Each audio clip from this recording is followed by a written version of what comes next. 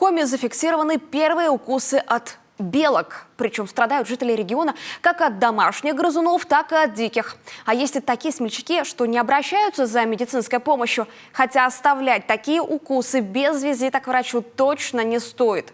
Белки – переносчики многих заболеваний, самые опасные среди которых – бешенство. Повышенную активность белок отмечают жители центральных районов республики. Что лесных гостей привлекает в городской черте, узнала Виктория Палкина. Небольшой палисадник в центре Сыктывкара. Рядом административные здания. Самые загруженные городские дороги. Но даже здесь сыктывкарцы заметили белок. Эту фотосессию провела Ольга Кирушева. Рыжую лесную гостью во время перекуса явно не смущало внимание человека. Было очень удивительно и неожиданно увидеть лесного зверька здесь, в центре Сыктывкара, из рабочего окна. Ну и фотоаппарат был под рукой, поэтому удалось сделать несколько даже снимков.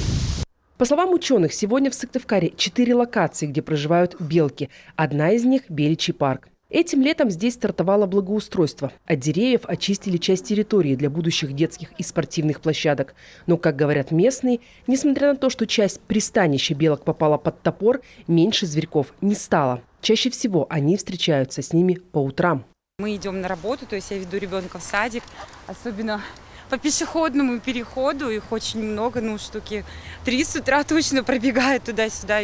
Сегодня численность белок в Коми превышает 140 тысяч особей. И сейчас как раз подросло новое поколение, которое ищет новый дом и кормовую базу. И с этим в регионе оказываются проблемы. Шишек, по наблюдению зоологов, в лесу этой осенью немного. Вот и мигрируют лесные грызуны в поисках пропитания.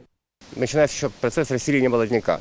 Если при этом все это накладывается на недостатки кормовой базы, белки начинают двигаться очень широким фронтом в разных направлениях. И при этом они забегают в населенные пункты, их это абсолютно не останавливает. То есть вот поэтому нет ничего удивительного, что белки появляются в центре города. Активность белок начнет угасать в конце октября. Свой поход им придется остановить, чтобы заняться обустройством мест для зимовки. И здесь зоологи советуют людям не вмешиваться в природные процессы. Подкармливать животных не стоит. Опасно это как для самих белок, так и для человека. Ведь белочки хоть и симпатичные, но все же грызуны, которые легко могут укусить как раз во время, казалось бы, такого гуманного процесса, как кормление. Виктория Палкина, Иван Богомолов, телеканал Юрган.